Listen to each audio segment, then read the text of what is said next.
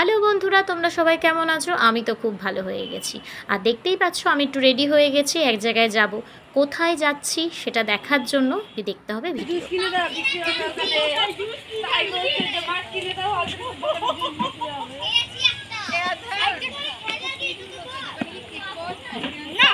মুখে কি লাগিয়েছিস দেখি?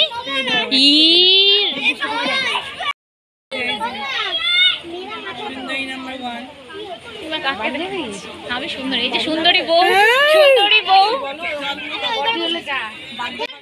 চলে এসেছি আমার ডেস্টিনেশন।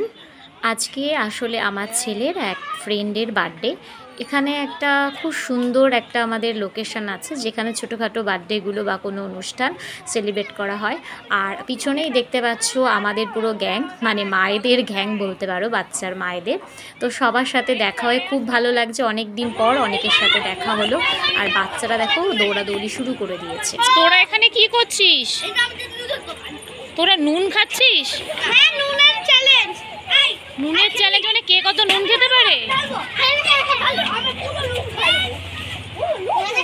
খাক খাক খাক, যাও যাও। আরে নুন খাচ্ছে। খাও তুমি। নুন খেলে রক্ত কিন্তু জল হয়ে যাবে।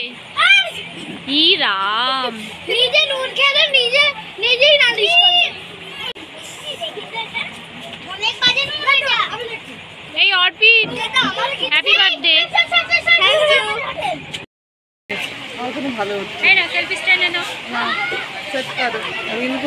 সবাইকে দেখি, সব সুন্দরীদের দেখিয়ে দিচ্ছি।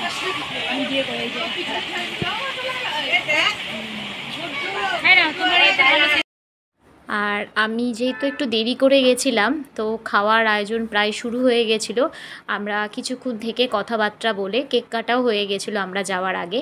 তো এটা হচ্ছে মানে বড় যেখানে পার্টি হয়, সবাই একসাথে অনেকটা জায়গায় বসে খাওয়ার জায়গা।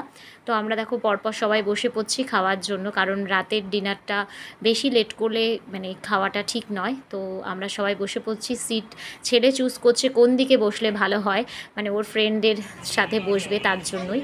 মাঝে আমি একটু নিজেকে দেখে নিচ্ছিলাম যে সব ঠিকঠাক আছে কিনা।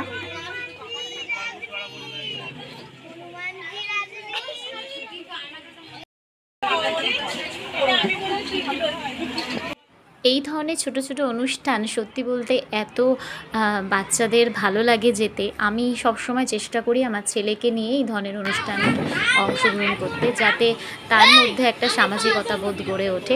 যদিও আমার ছেলে বাইরের খাবার আগে তো খেতেই পারতো না, কারণ ও ঝাল খুব একটা খেতে পারে না বা অনেক আইটেমই অ্যাভয়েড করে। তবুও আমি চেষ্টা করি যতটা মানে সব বন্ধুদের সাথে একসাথে সময় কাটাতে পারি, সবার সাথে যেটুকু মুখে দেয়। আর একটা কথা তো তোমাদেরকে বলাই হয়নি, আজকে ছিল অর্পিতের বার্থডে। হয়তো ভিডিওতে খেয়াল করলে দেখেছো আমি অর্পিতকে উইশ করেছিলাম। তো অর্পিতকে অনেক অনেক শুভকামনা আগামী দিনের জন্য।